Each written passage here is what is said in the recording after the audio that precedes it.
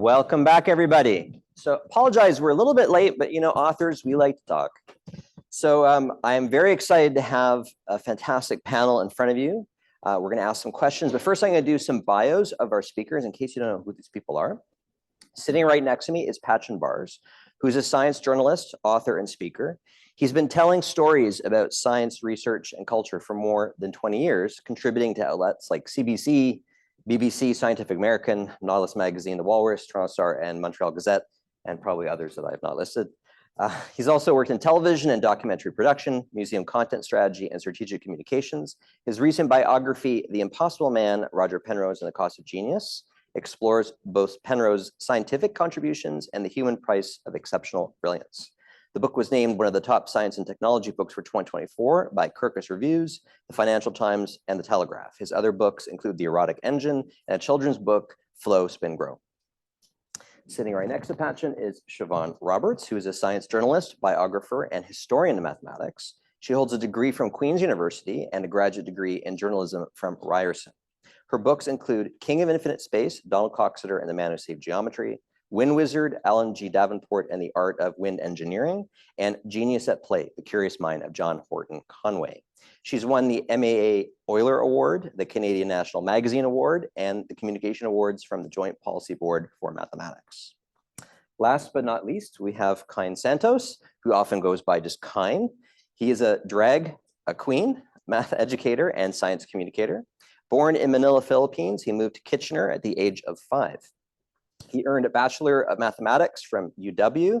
In recent years, he's built a strong public presence as a math communicator through social media, video, and performance. He's now completing his master's degree in applied mathematics at TMU.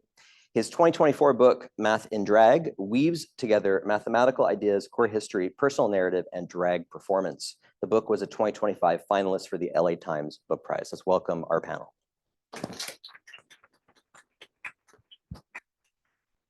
Again, thanks all of you for joining me here. I want to ask a series of questions for you about sort of your writing and your inspiration. So the first question, keeping it sort of starting at the beginning, there's so many things that one can write about as a journalist or mathematician.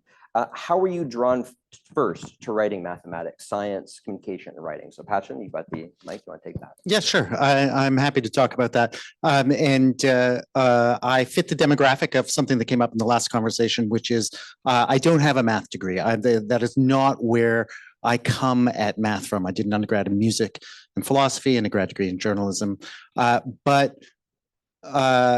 I've always, well, when I was in school, it wasn't that I excelled at math, but I loved it. And it's always remained a part, whether it's through music or through visual art or through really anything else I was doing. It was always something that spoke to me. So when I started working as a journalist, it was something that I always gravitated back to again and again. And the things that appealed to me about it, I never was going to pretend that I was an advanced mathematician, but so much of what happens in stories about other things has math underlying it. And I was very drawn to that, and also very drawn to something else that's come up in different ways in the conversations we've had earlier that we've all been part of.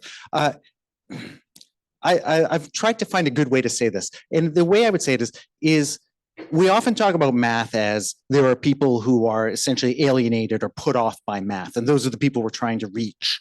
And then there's the rest of us, probably everyone in this room, who loves math and finds awe and beauty in it. And I mean, I relate to both of those things, but the other thing that I've always felt about it is there's a lot of other ways to feel about math as well. Math can be outrageous, and it can be frustrating, and it can be hilarious, and it can be all of the things that are human. And that has been the thing that has continued to bring me back to math, is thinking of it as a very human endeavor. So I'll leave it there. I'm rambling, so I'll pass it. Thank you. Yeah, I come from a very similar place to Patchen. I did a degree in history, and then I did a degree in journalism. And I was working as a journalist at the National Post in Toronto, where Patchen was also at the time. And I kind of just fell for a mathematician by the name of Donald Coxeter. He was a classical geometer. And so I wrote a story about him as a, a straight journalist approaching a story. And I've since always kind of used the same process. Is I just ask a lot of questions, and I asked a lot of questions of Coxeter and got to know his field. And one thing led to another, and I kind of fell down this rabbit hole of geometry and essentially liked who I found there. I liked the humans that I found there. And so many of them are interested in philosophy or art or music. And there's lots of different intersections with math and the real world, not just in hard applications. And so, yeah, I decided to stay. And Coxeter led me to another classical geometer, John Horton Conway. They're in the same field, but very different people. And he was an obvious character for a book. And so that led to my second book. And one thing led to another continually. And here I am. I think my journey to math writing came kind of unconventionally. I mean, I've always loved math ever since I was a kid, and I've always enjoyed talking to people about it and sharing riddles and things that I found interesting. During my undergraduate degree at Waterloo, I did the logical thing to do with a math degree, which was to become a drag queen and go on Canada's Drag Race. And I've always just loved sharing things that I was passionate about. So I had the YouTube channel for like the past 10 years where I would just talk about styling wigs and making costumes. And when the pandemic happened, I started doing math videos in drag, because to me, I just thought that it was silly and camp and a great way to show people that math didn't have to be so serious and that you could approach it with a little bit of humor and tongue in cheek. And what I learned was that there were so many people who liked seeing math through the lens of a drag queen, and maybe showing it in that different way sort of unraveled different stereotypes that people had about mathematicians and even about drag queens. So for me, I was really interested in breaking all of those stereotypes. Kyne, I want to follow up on that. Yeah. As another question about how you connect math and drag. I'm a fan of both math and drag, and of course, I'm a fan of your drag. I knew you as a drag artist before I knew you as a mathematician. So how do you, in your brain, how do you settle the two? Do you see them as different sides of the same coin, as totally different? What's the story that weaves them together? I didn't really even know what the story was when I set out writing the book, because as I shared with you guys, I kind of just thought of it as a silly juxtaposition. Like in my mind, I was like Hannah Montana, just living my double life, doing math theorems by day and being in the drag clubs at night. And what I came around discovering as I was writing the book was that I think the thing that tied them together was a love of creativity and unpacking stereotypes. Because in math, sometimes the way to make discoveries and breakthroughs is to question your belief systems and go about things in a different way.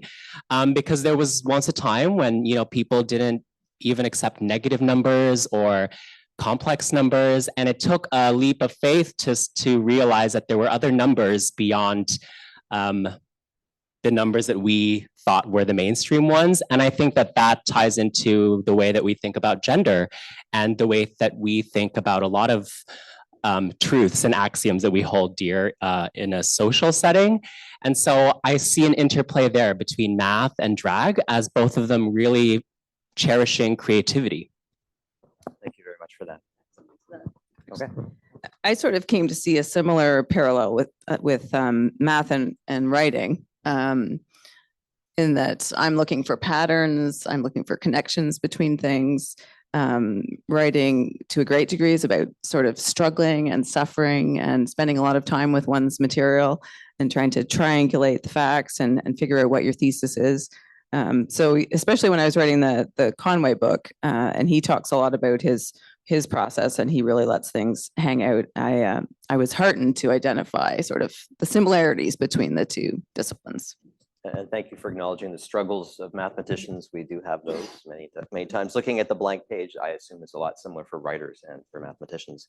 And while you have the mic, Siobhan, and I'm going to also ask this of Patchen, you've both written about genius. Genius is a bit of a controversial term, perhaps, whatever that means to people. But you've written about genius. When you're talking about genius, in the case of Penrose or Conway or Coxeter, how do you decide what to highlight? Do you focus on their mathematical scientific ideas? Do you focus on their personal struggles, their personality, some alchemy of the three? Or Right. Well, Conway's an interesting case in that he really did not like the idea of genius. And ironically enough, he's ended up with a biography. Genius at Play is the title of my biography about Conway. And he was a little uncertain about the title. Initially, my working title was Your Game, Professor Conway, because he loved to play games. And it was sort of a play on the You're Joking, Mr. Feynman book, which was so well known. But Conway did come around to liking the title because it's sort of turning it on its head. It's genius at play. He was a very, very playful mathematician. But the way I dealt with that in the book is I had a really quite frank conversation with him about genius and what it means. And so he weighs in, criticizing it, being skeptical, talking about how he really thinks that anybody who can spend a lot of time doing mathematics, can really master it and learn and enjoy it and love it, and find beauty in it. So, I mean, that's one way that I dealt with an obvious question, because he is considered a quote unquote genius, I would say, in the sort of stereotypical sense. But in anything really with writing, it's sort of form follows function, or if I'm going to introduce any detail, it sort of has to serve a purpose. Occasionally you can get away with some frivolous detail, but you don't want to tax your readers' patience too much. So yeah, I sort of think of that in terms of also the extent to which I addressed that subject. I didn't get too much into, for example, some people have asked whether he was autistic, and I sort of alluded to that, but I didn't think it really served much purpose in the narrative, and so I didn't go there. Well, the time that he was around, they probably didn't talk about autism as much, right? Right. He was active early on as a mathematician. Right. Yeah, so it wasn't so relevant to his life story. Absolutely. Patchen. Sure. So I also grappled with the idea of putting genius in the title of my book. It is there, and with the same kind of problematic use. When I was going into this, I knew Penrose's work before I ever interacted with him, and I knew both his scientific work around black holes and cosmology, and also the other aspect of his work as a creator of optical illusions and Penrose tiles and sort of mathematical oddities. And what those things had in common was this striking beauty and this elegance and simplicity to them, and this very, very strong visual sense that came with it. So that was probably the first thing that made me curious about how he got to be Roger Penrose, essentially. Because it does seem like something extraordinary. When I started talking to other mathematicians and scientists about him, that perception is very widespread. I think it was Ray Sachs, someone who worked with Penrose in the 1960s when he was doing the work that would eventually win him the Nobel Prize, who talked about watching him and Hawking, who he collaborated with, and talking about how when he looked at Hawking's work, it seemed like if he was a little bit smarter, worked a little bit harder, he could do the kind of work that Hawking does. But when he looked at Penrose's work, it was like an epiphany. It was like magic. It was like I think he said like a superhuman miracle. And so what I wanted to do when I was thinking about genius was I knew that Penrose was a human being, and I wanted to try to ground that genius, that incredible originality and talent in his humanity. So I think I went pretty deep on that, not just in terms of him and the way his personal life affected his science and the way his science affected his personal life, but also in the people around him, and not just his colleagues and his predecessors and his influences, but also the non-scientists and non-mathematicians in his life, whom also were equally important in making his career and his successes possible. So that was kind of that was something that I really wanted to try to bring out in the book. That's terrific. While you have the mic, so I want to talk to you about writing about technical mathematics, physics, science. There's a line that I feel that all authors have where we go over that line, we lose our audience. But if we go under, we are oversimplifying and it's not really conveying information. So for you, where was that line in your book, in your books, plural? Because you've also written a book for children where you've had to sort of figure out that line on a different level entirely. Yeah, and we've talked some about this again throughout this, and there's never a simple answer to it.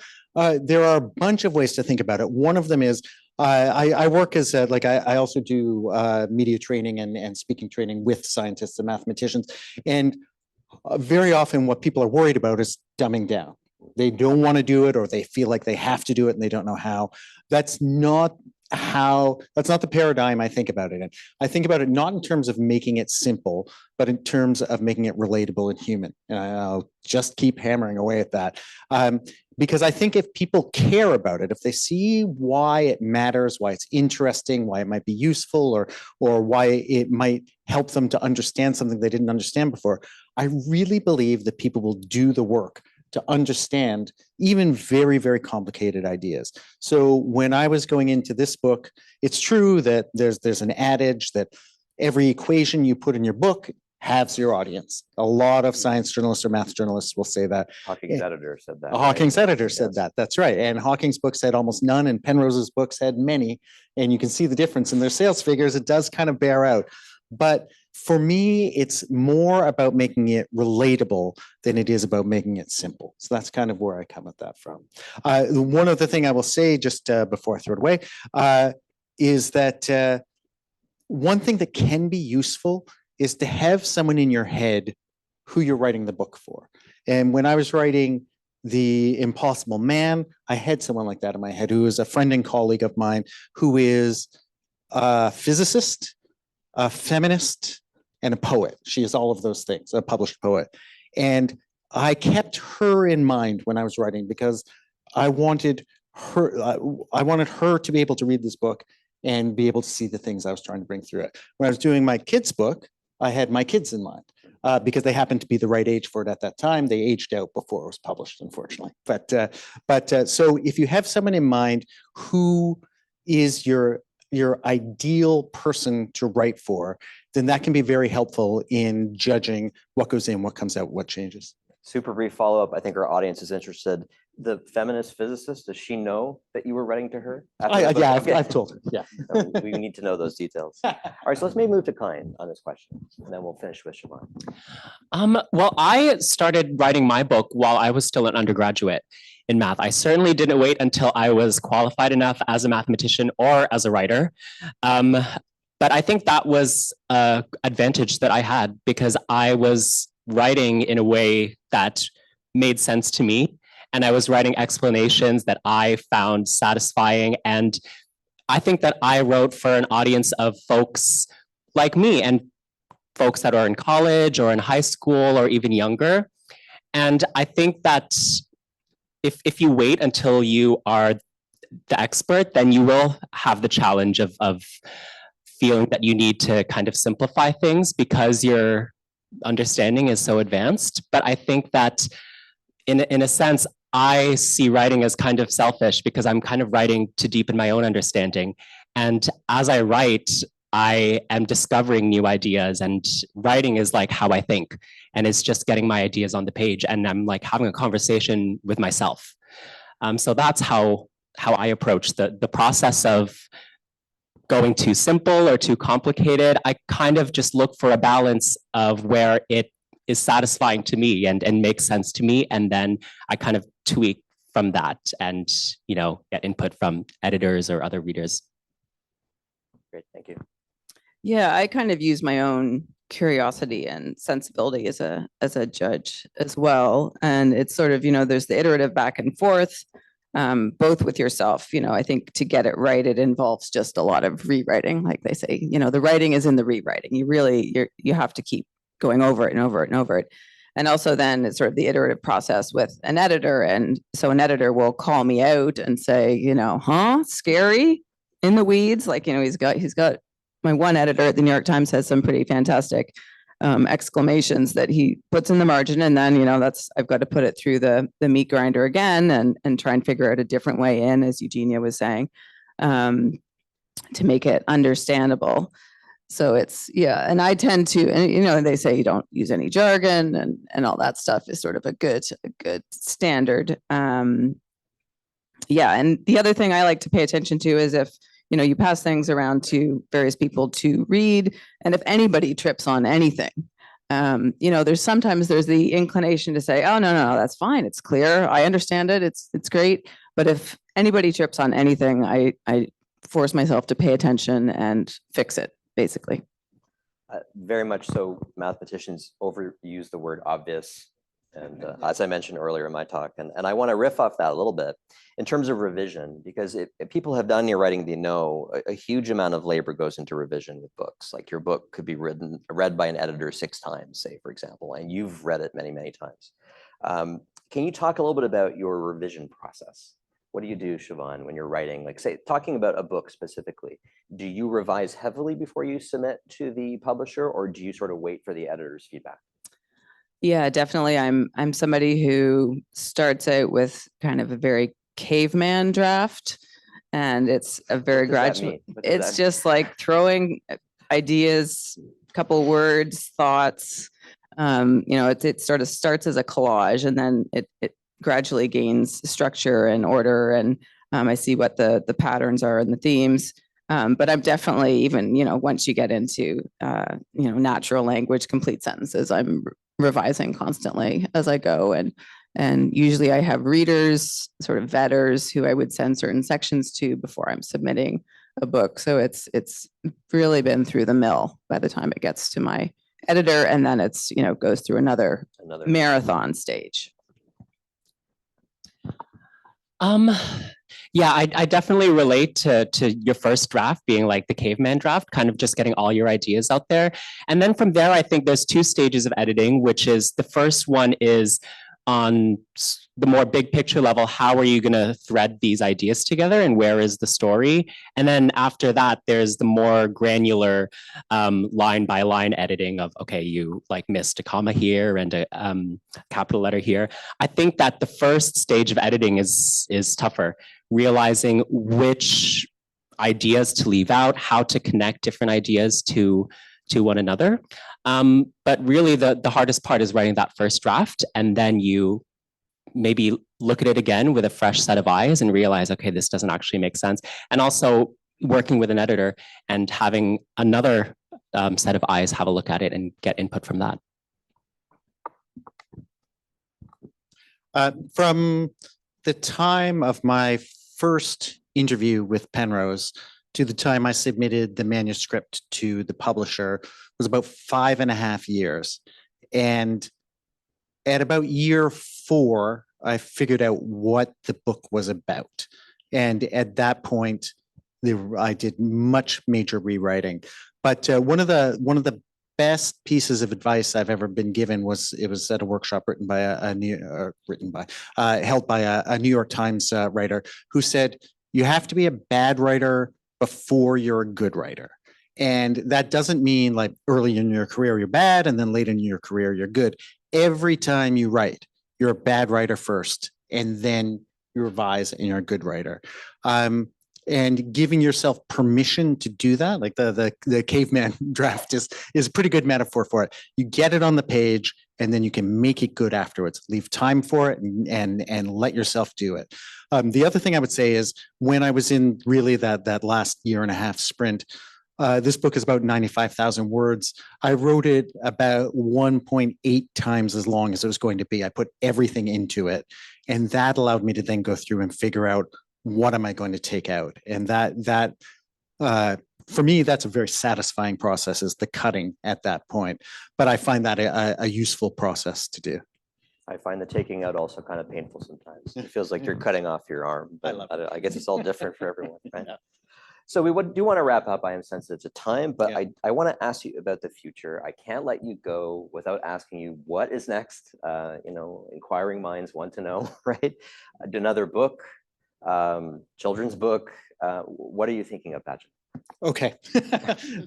I have 4 possible book proposals out there. One I don't want to talk about. One is another kid's book, also science-based. The one is a straight up science book about granularity and emergent properties in complex systems. And another one is too complicated to explain at this point. But I will say that writing a biography of someone, being inside someone else's life for that long, who is not someone who's a member of your family or that sort of thing, is pretty intense. I'm really looking for projects now that will be a joy to do. That's kind of where I'm pursuing. So not a biography. Probably not another biography right now. Yeah. I do love the form of biography, so I tend to stick with it. And so I have a couple projects in the works at various stages. One is around the mathematical logician Verena Huber-Dyson.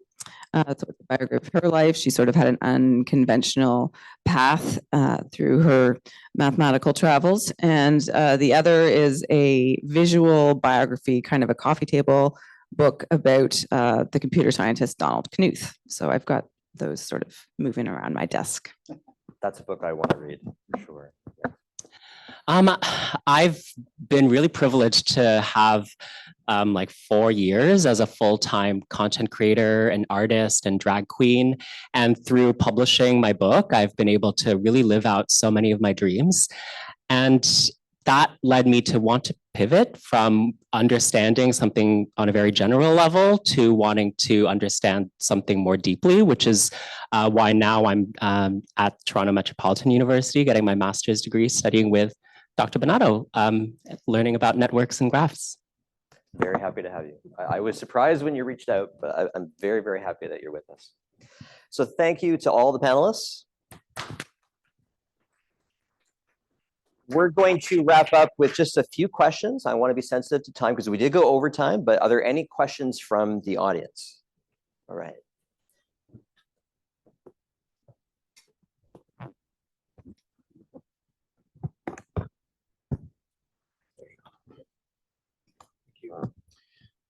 When you write an biography, how do you know when to stop? Because there's always more to discover.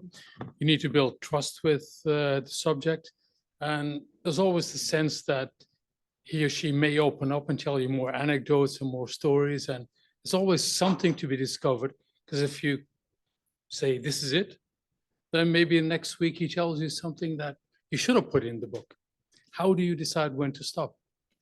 Well, with Conway, I knew I was at a good stage with the research when he started repeating his stories. He had loops of stories.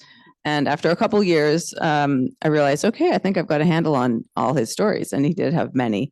And also when, talking to other sources, you start to hear the same things again. So that's sort of an indication that you've reached a certain stasis. I mean, there's always the possibility that something else will come to light, but in the end, you just have to be practical and get down to it and move on. My publisher of the Coxeter and Conway book, he told me at one point, a book is never finished, it is merely published. So that's a good rule. One super useful strategy is if you're about 2/3 of the way through working on the book, have the person you're writing about win a Nobel Prize. And then that gives you a very satisfying ending for your book. But failing that, it is like in fact, the last few paragraphs of this biography are about exactly that. You cannot fit an entire human life into a biography, and you have to make choices. So you have to be clear what your book is about, what your themes are, and at a certain point, you just have to, it's not that you discover that it's done, you have to decide that it's done. That is the main thing about it, especially with someone like Penrose, who's still publishing and arguing and out there engaging with the scientific community. Anything to add or no? No, I think we're good. Okay, we have time for maybe one last quick question. Yes? Make it quick. Thank you. Hi, thank you for your talk. So it was mentioned earlier that you only make breakthroughs by questioning your belief systems and by continually asking questions and being curious about that. But there are also always points in your life when you hit sort of like a flat line, a stagnation. How do you fight through that? How do you persevere through that stagnation? It's a good question. I think exposing oneself to things that you're unfamiliar with. Stepping out of your comfort zone. It's kind of the self-help things that you hear thrown around. But yeah, doing something that's out of your regular routine, I would say. I would say I work as a freelance journalist, so stagnation is never a problem because when you work freelance, even if you work in a relatively niche area, you're always being asked to do something you've never done before. And you always have to figure out, how am I going to solve this writing problem? How am I going to approach this?